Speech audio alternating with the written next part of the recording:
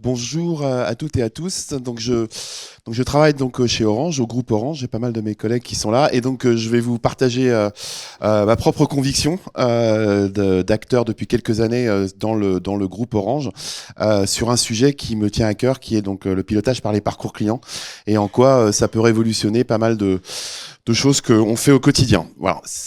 Et alors après l'espéranto qui aligne Process IT et l'équipe, je me fais fort de vous expliquer ce que ça veut dire dans quelques secondes.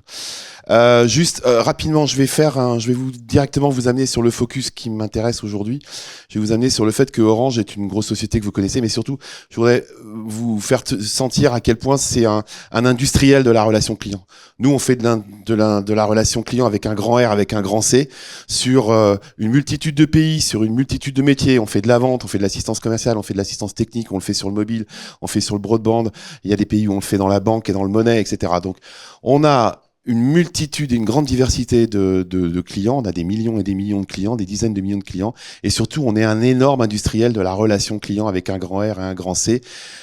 J'allais dire multicanal, je ferais exprès de pas dire omnicanal, je vous expliquerai pourquoi. Multicanal, on en fait partout sur des canaux humains, dans nos boutiques, dans nos points de vente, sous-traités, pas sous-traités, on en fait chez le client, on envoie des techniciens chez le client, on en fait évidemment en digital, avec des apps, avec des sites, etc. Bref, l'enjeu qu'on a au quotidien, c'est de faire tourner une énorme machine de guerre au service de nos clients qu'on appelle la machine de relation client.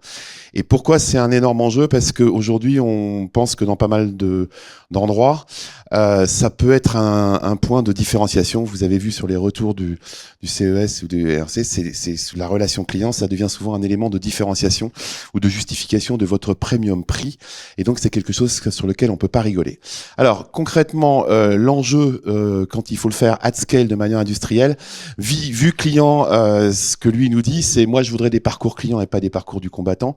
C'est un enjeu vieux comme le monde. On va voir rapidement pourquoi, avec l'arrivée de l'IA et sa grande vulgarisation de 2023 à travers l'IA Gen, vous allez voir comment c'était déjà un problème le parcours du combattant, mais demain ça va devenir critique, voire vital pour la plupart d'entre nous, puisque pendant très longtemps on pouvait se permettre d'avoir des parcours du combattant et on s'en foutait. Mais aujourd'hui il y a de plus en plus de nouveaux intervenants dont Christophe nous a pas mal parlé et qui sont capables de vous disrupter là-dessus, parce qu'à un moment donné, quiconque est capable de proposer à un client un parcours client et non pas un parcours du combattant capte le client. Alors en interne, c'est le fait de pouvoir faire vivre un parcours client et non pas un parcours du combattant. Je vais aussi attirer votre attention sur, souvent c'est dû en interne à un manque de cohésion, ce qu'on appelle vulgairement la silotisation de nos activités, puisque tous autant qu'on est, on travaille dans des organigrammes on est tous dans un monde interne vertical. Voilà. Et le client, pas de bol, lui, il est dans un monde horizontal. Et donc, notre grande problématique aujourd'hui, c'est de faire en sorte que la plupart des verticales se comprennent, qu'elles sont solidaires pour livrer une expérience unique de bout en bout, sans couture. Et c'est ça, le sujet du pilotage par les parcours. Et c'est comme ça qu'on va y arriver. Et vous verrez qu'à l'heure de l'IA, c'est encore pire que tout. Donc, dans un premier temps, juste pour toucher du doigt ce que ça veut dire que d'avoir l'esprit parcours client. L'esprit parcours client, c'est... Il y a très longtemps, on avait discuté des échanges avec beaucoup d'entreprises, puisque vous vous rappelez dans l'expérience client, il y a pas, c'est pas sectoriel. Nos clients, ils sont en moyenne en contact avec 5000 marques par jour, et donc les référents et les standards d'un client au quotidien, c'est pour ça qu'on est tous ensemble. Vous allez me dire, mais pourquoi un mec d'Orange doit écouter un mec d'Orange par rapport à un mec de Michelin, de Chanel, etc. Mais c'est parce que on a tous le même client et que le meilleur d'entre nous va fixer les standards pour les autres. Et donc, le vrai concurrent d'un client qui déménage, moi j'ai coutume de dire ça pour vous juste illustrer, on travaille avec des équipes qui s'occupent du déménagement, du process déménagement, qui est un énorme moment de vérité pour un opérateur de télécom. Et on dit, bah, vous avez fait des benches? Bah oui, on a été voir ce que fait Bouygues et SFR et l'autre. Et là, on dit, mais personne ne va vivre une expérience de déménagement en même temps chez Bouygues, Orange, etc. Et vous avez regardé EDF, Veolia, La Poste, etc. Parce que c'est quand même là-dessus. Si vous avez déjà vu un déménagement à EDF, c'est un clic, un coup de fil. Chez nous, c'est pas encore ça dans tous les télécoms. Donc attention, l'expérience client, elle est multisectorielle. Et donc, en échangeant avec d'autres, on essaie de reconstituer cette notion de parcours. Donc, typiquement, travaille avec une compagnie aérienne et ils avaient une problématique d'expérience client sur le manque de satisfaction des voyageurs long cours. Donc, ils avaient investi beaucoup de millions d'euros à améliorer le voyage, etc. Et ils disaient, mais de toute façon, on peut plus rien faire. On a mis du fric, on a amélioré le siège, le sourire de l'hôtesse, etc. Et ils continuent à pas être contents. Et donc là, la question, c'est qui sont vos clients, des voyageurs ou des passagers? Et là, vous voyez que ces gens ont travaillé sur une étape d'un parcours. Le client, lui, c'est ça, l'intégralité de son expérience, et lui qui s'occupe des voyageurs et qui est dans équipage, il s'occupe de ça. Or aujourd'hui, ce qu'il vous reproche, c'est effectivement le fait de ne pas avoir récupéré ses bagages, le fait d'avoir mis une plombe pour passer le contrôle de sécurité et le fameux sourire du taxi parisien que vous connaissez tous. Idem, vous allez travailler avec une boîte de retail bien connue dont le nom est là et on vous explique les parcours clients. Attendez, vous allez nous expliquer à nous ce que c'est que le parcours client. Non, mais vous êtes en train de nous parler d'un parcours de déambulation dans une boutique, mais est-ce que véritablement quiconque a été chez Ikea sait que le début, c'est sortir du magasin, c'est le début du parcours? On est bien d'accord, puisqu'après vous avez donc l'enjeu du Tetris pour le coffre de la voiture, et vous savez très bien ça, c'est la solitude du monteur, dont je suis, qui dit merde, il reste une vis, qu'ai-je raté, d'accord? Et ensuite, la validation finale du parcours, c'est quand on met le bibelot fragile dessus. Voilà. Et donc, si vous intégrez pas la vision client qui vous attend partout, bah effectivement, vous avez raté quelque chose. Ça marche pour tout le monde. On a eu des échanges avec un leader du parking à l'époque. Pareil, qui sont les clients? Est-ce que c'est les gens qui se garent ou est-ce que c'est les gens qui vont dîner? Mais personne, d'aucun d'entre vous n'a comme objectif dans la vie de se garer. Par contre, se garer est une étape essentielle sur un parcours qui vous conduit dans un restaurant. Et si vous commencez à penser comme ça, alors vous allez tout d'un coup imaginer que s'il pleut, vous prêtez un parapluie, si c'est un peu loin, vous prêtez un vélo. Et tout d'un coup, on parle de SEO, de référencement, vous allez peut-être essayer de vous coller parking pas loin des restaurants et pas uniquement à parking. Donc vous voyez, les conséquences de prendre cet état d'esprit, de mettre les lunettes du client et d'avoir une vision de parcours de bout en bout, ça va changer drastiquement, non pas ce que vous avez à faire, mais la question qui vous est posée et auquel vous devez répondre. Moi, je travaille pas sur ce qu'il faut faire. J'essaye de travailler sur quelle est la perception client et en quoi ça influence le cahier des charges de ce que vous devez tous faire. Voilà. En ce sens, on est souvent traité soit de Don Quichotte, soit de évangéliste, souvent d'emmerdeur, parce qu'on amène une vision complémentaire. Ça marche pour tout le monde. J'ai même osé sur les RH. Un jour, on a travaillé le parcours du recrutement d'une première personne, et cette personne, on avait tous les spécialistes RH, la manière, on a posé une simple question: quand est-ce qu'un nouveau recruté considère qu'il est recruté? Et donc, c'est évident quand il signe son contrat, nous a dit le RH1, le RH2 nous a dit, c'est quand je lui publie sa fiche de paye, etc., etc. Et coup de chance, on avait une jeune recrutée qui a dit, on s'est retourné vers elle en disant, mais dis-nous. Et elle a dit, c'est à la fin de ma période d'essai. Et là, on s'est aperçu que la période d'essai n'était pas dans un process. Au même titre que l'était la signature du contrat, le premier bulletin de paye, etc. Vous voyez ? Donc, ça peut nous amener à complètement passer à côté d'évidence. Tout ça parce qu'on ne s'est pas placé du point de vue de la personne pour qui on fait tous ces efforts. Alors, grossièrement, tous autant qu'on est, on travaille dans des organisations qui sont comme celle-là. Moi, je pense que vous pouvez lutter contre les silos, vous n'y arriverez jamais, parce que les silos, c'est pas les orgas, c'est vous, puisque vous, tous les matins, quand vous arrivez, vous tendez les bras et vous aimez bien toucher les bornes de vos responsabilités. Donc, de toute façon, vous voulez des silos, vous aurez des silos. Donc, la question, c'est pas de casser les silos, la question, c'est de les faire bosser ensemble. Et ce que je propose aujourd'hui, et ce que nous proposons depuis des années, et j'espère qu'avec ce qui nous arrive sur l'IA, on va y arriver enfin, c'est l'idée de dire, vous respectez les silos qui sont tous existants, qui sont tous, comme vous le voyez, tous les silos, ils ont leur propre intérêt, ils ont leur propre, vous savez, ils ont tous leur propre tableau de bord avec leur KPI, et ils peuvent prouver à la direction générale à quel point ils performent, et d'ailleurs, en général, ils sont super performants, et ils fêtent, etc. Très bien. Maintenant, quand on regarde ça d'un point de vue client, on s'aperçoit que tout va bien, mais sauf que ils sont souvent en poursuivant des objectifs qui sont pas alignés. Et donc, la seule prétention d'une approche parcours client, c'est de dire, est-ce qu'on peut recréer une logique globale du client de bout en bout et d'essayer de faire en sorte qu'au minimum vous soyez alignés, vous gardez vos modes de fonctionnement intermédiaires, parce qu'à chaque étape, il va falloir que vous soyez bon, mais en même temps, je vous rassure, à un moment donné, on va vous attendre globalement à être bon. Rappelez-vous que la somme des optimums ne fait pas un optimum. Donc pour ça, on a une approche qu'on appelle l'approche parcours, dans laquelle on va vous aider à vous projeter dans ce que vit le client de bout en bout sans couture. Donc on va faire une approche dans laquelle on va décrire ce que vit le client et pas ce que vous faites. On va décrire le bout en bout client, c'est le client qui dit quand est-ce que le parcours est fini.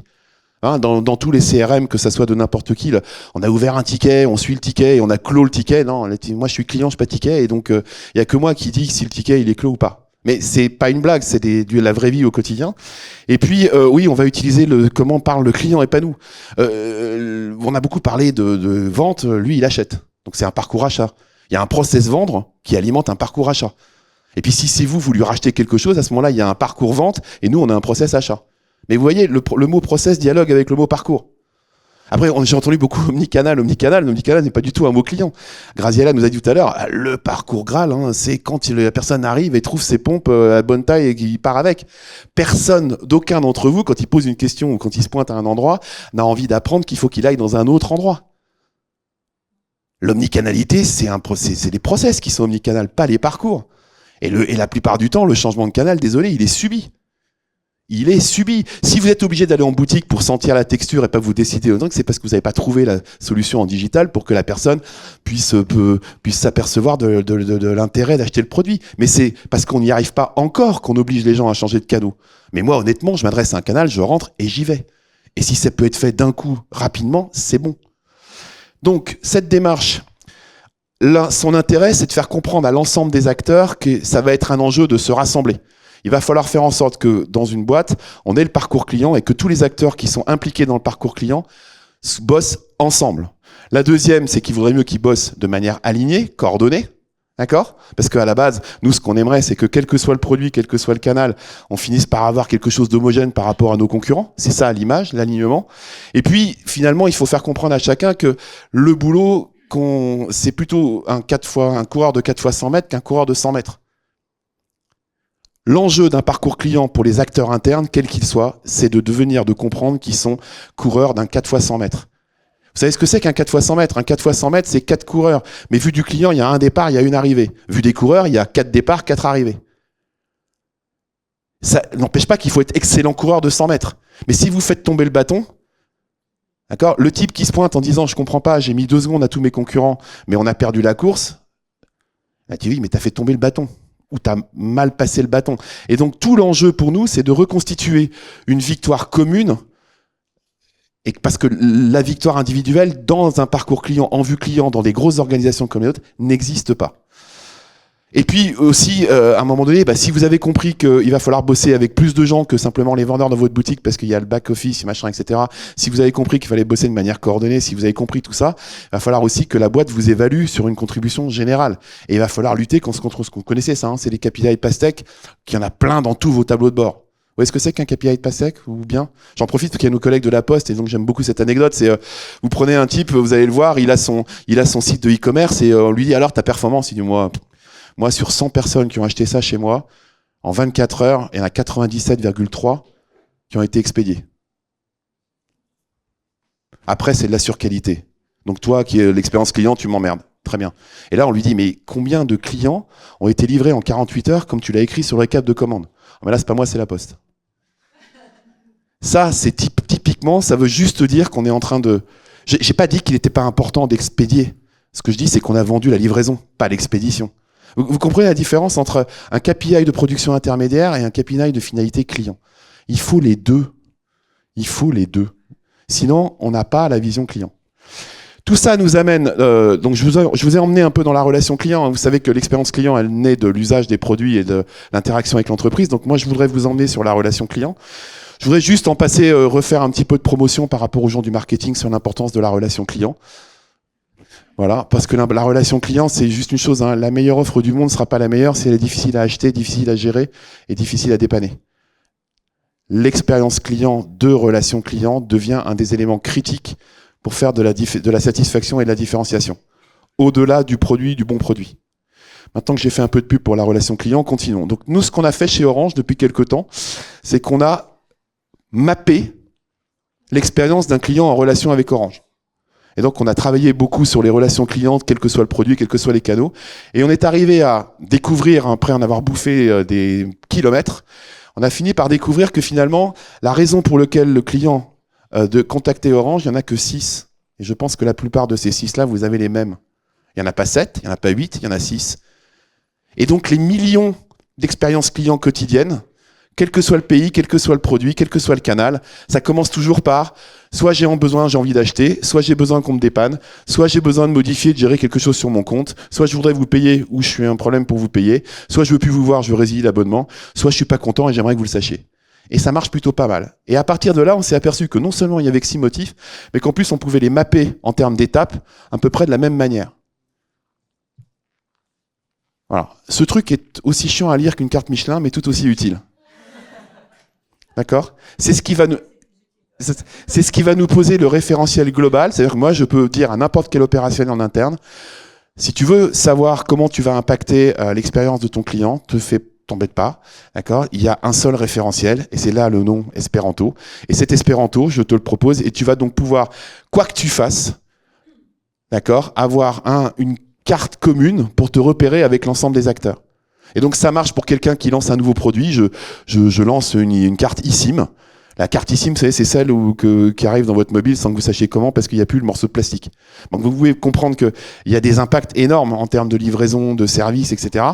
Et donc on lui dit, bah tu t'es bien occupé de savoir comment tu livres. Est-ce que tu as briefé les mecs de l'assistance pour leur dire que un jour quelqu'un qui arrive avec un téléphone eSIM, elle va pas pouvoir le réparer comme on le faisait en changeant la carte, qui est le process numéro 1. D'accord, voilà, c'est ce genre de choses. Donc pour ne rien oublier, on est capable de permettre à quelqu'un, en lui garantissant qu'on va le projeter sur 360 degrés de l'expérience relationnelle avec le client. C'est pas mal, non? Voilà. Tout ça est en anglais, en polonais, enfin dans tous les langues que vous voulez, il n'y a aucun problème. Ça, c'est la base. Et donc, juste au passage, je vous ai parlé parcours client, je vous ai pas parlé cycle de vie. J'en profite pour régler 2-3 choses. Le cycle, souvent on voit des choses qu'on appelle parcours client, et en fait c'est un cycle de vie. Le cycle de vie, je vous rappelle, il est en années, il est en plusieurs années, il est éternel. Nous, on aimerait bien que les clients soient avec nous le plus longtemps possible. Voilà, ça c'est un cycle de vie. Un parcours client, moi j'ai connu les jours, les heures, et puis avec ce qui nous a été dit tout à l'heure là sur les retours, c'est les secondes maintenant. D'accord. Donc un parcours client, ça décrit ce que vit un client du moment où il rentre en contact avec nous jusqu'au moment où il a la réponse. Et donc, dans le monde auquel on arrive avec l'automatisation, l'IA générative, c'est un monde dans lequel on va parler en secondes et en disponibilité 24/7. Alors attention, parcours et cycle de vie, c'est pas la même chose. Moi, je vous ai parlé parcours. Et dans un cycle de vie, effectivement, ça commence par un parcours achat, ça se termine par un parcours résil, et entre deux, on aimerait qu'il y ait moins de parcours d'assistance technique en l'occurrence. Ok, c'est clair pour cette notion? Donc ça fait maintenant quelques minutes que je vous parle de quoi? Je vous parle beaucoup de sémantique, etc. Et donc je voudrais juste vous montrer un exemple très concret, d'autant que je puisse le montrer à l'extérieur, de la manière dont on peut tout d'un coup créer un référentiel commun. Je vous ai mis un parcours achat clair, donc on l'utilise comme référence centrale, comme vous le voyez, et on se propose de le piloter et de le superviser, d'où le titre de mon intervention, avec une vue client. Donc on est capable de positionner, on est capable de dire en interne à chacun, avec toutes nos études, nos verbatims, etc., on est capable de positionner en disant, voilà concrètement à chaque étape là où il nous attend, rationnellement, émotionnellement, tout ce que vous voulez. Et puis on fait un miroir et on dit alors maintenant, il va falloir que chacun d'entre vous vous alignez. Pas sur votre structure, pas sur votre orga, pas sur votre sémantique de vocabulaire, sur la sienne. Donc la question c'est, au moment où il vit ça et il veut ça, qu'est-ce que tu fais? Et donc là, tout d'un coup, on va aller voir tous les que vous connaissez. Hein, on a tous ces méta-process régaliens dans notre boîte. Hein, la vente, la commande livraison, la facturation, l'encaissement. Et là, tout d'un coup, il va falloir les mettre comme ça. Il va falloir les mettre tous les acteurs. Et puis ça fait visuellement comprendre à tout le monde que ce qu'on pensait être des châteaux là, eh ben ils peuvent pas bosser tout seuls. Et donc évidemment, si on continue à prendre des ventes qu'on n'est pas capable de commander, encore moins de livrer, et si on continue à livrer alors qu'on n'est pas capable de facturer, et si on facture sans s'être préoccupé de savoir si on est capable d'encaisser, bah on a raté quelque chose et on va perdre des choses. Et donc vous voyez, là c'est une manière de traiter un client. Là où en interne, on traite un prospect, un contrat, une commande, un ordre de travail, un ticket, etc. Mais ça, c'est le vocabulaire et la sémantique interne. Si vous voulez une vision bout en bout client, c'est cette continuité qu'il faut avoir. Et donc, ce qui ressort aussi très souvent dans les points de friction, c'est les fameux passages de relais. Vous voyez ce que ça peut être un passage de relais? Un passage de relais, je vais donner une histoire, mais qui est une vieille histoire, parce que j'ai des collègues avec qui ça va, parce qu'il y a une grande discussion là-dessus, mais je vais dire que c'est dans le passé. Mais dans le passé, par exemple, moi je me souviens quand j'étais chez Orange France, typiquement, vous voyez, aller demander à un vendeur qui est payé, incentivé pour faire de la vente, tu dis arrête-toi là, quand tu viens de vendre la fibre, est-ce que tu peux prendre un petit peu de temps pour vérifier le numéro, l'adresse, le numéro de téléphone et le digicode? Dans l'esprit d'un vendeur et son pilotage, qui est un pilotage de temps, il a fait sa vente. Tu es en train de lui pomper du temps de vente avec les mecs qui attendent derrière, sur lequel il est incentivé, pour lui faire de l'administratif. Et c'est là qu'il faut tout d'un coup lui dire, mais attention, si tu fais pas ça, le technicien qui va venir intervenir, s'il n'a pas la bonne adresse, s'il n'a pas le digicode et qu'il n'a pas le bon numéro de mobile, il va pas pouvoir contacter le client, et donc ça va faire, il va être en échec d'installation. Et t'embête pas, vendeur, tu vas en entendre parler, parce que le client va revenir dans la boutique pour te dire que ça n'a pas marché. Donc ces passages de relais avec ces notions de solidarité sont cruciaux. Et on peut très facilement, pour vous montrer à quel point ça peut impacter les process, etc., ça peut aller très loin. Par exemple, typiquement, pour moi, un des meilleurs moyens de nettoyer les ventes, c'est de faire en sorte que la commission de la vente soit payé pour une partie. Nous, on vous rappelle qu'on vend des abonnements. Donc nous, là, tout ça, là, on dépense de l'argent. Pour Orange, Tant que vous êtes là, c'est un coût. Commencez à gagner de l'argent quand vous payez tous les mois. Et donc, typiquement, on pourrait très bien dire, une partie de ta rémunération, tu l'auras si le client est toujours client et qu'il a payé ses 3 premiers abonnements. Et c'est comme ça que tout d'un coup, à travers la vision, l'adaptation des process, l'adaptation du management des gens, etc., vous pouvez reconstituer cette logique. C'est bon? Voilà. J'ai terminé pour vous dire demain. Et demain, en fait, dans toutes les discussions qu'on a eues sur CES, de l'IA partout, etc., moi, ce que je retiens, c'est que je retiens beaucoup la qualité de la donnée, je retiens beaucoup la multiplicité des bases de données et la manière de les unifier, etc.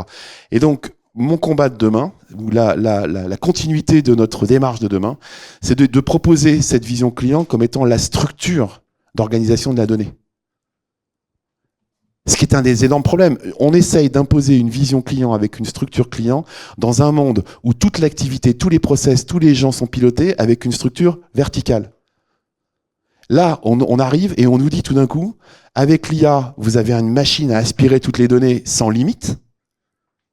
Donc ça règle mon premier problème. Et la deuxième, si moi, je peux apprendre à mon LLM une structure, une sémantique client à travers cette vision parcours, qui, vous l'avez vu, est assez simple. C'est 1 à 3 avec 6 parcours et 28 cases. Je peux tout d'un coup apprendre à l'IA, qui sait me récupérer les données, à me l'organiser.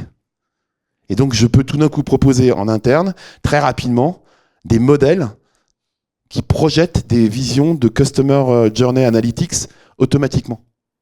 Et je peux même pousser la deuxième vitesse en disant, si j'arrive à faire ça, je vais même presque arriver à générer des jumeaux numériques de parcours client que je vais mettre à disposition d'un chef de produit, d'un responsable de process, d'un responsable IT en disant, voilà, tu prends ton produit, tu me fais ton brief de ton nouveau produit, tu me le donnes, on le met dans l'IA face à mon jumeau numérique du parcours achat classique chez Orange en boutique ou sur mon e-shop ou sur mon appli.